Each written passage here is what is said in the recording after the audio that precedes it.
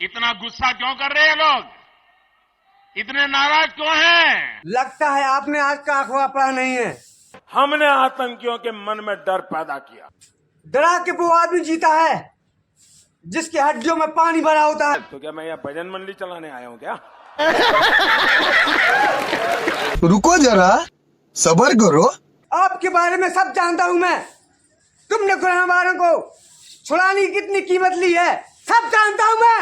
अरे तुम तो कितने अच्छे हो। तेरे दादा मेरे यहाँ मजदूरी करते थे, तेरी माँ मेरे बर्तन साफ करती थी। काट डालूंगा मैं। दादागिरी मत। ये सुनील भोजपुरी की अदालत है। यहाँ किसी को ज्यादा बोलने की कोई जरूरत नहीं। क्यों भाई?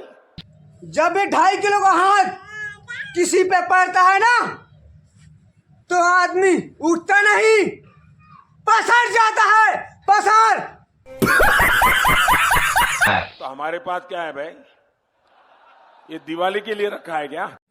एक गरीब का हाथ है मोदी जी, लोहा पिघला के हंसिया बना देता है।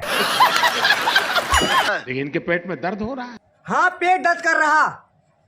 चिल्ला मत, नहीं तो केस यही रफा दफा कर दूंगा। इस सज्जन को क्या तकलीफ है भाई? भाइयों समझा इस बुड्ढे को।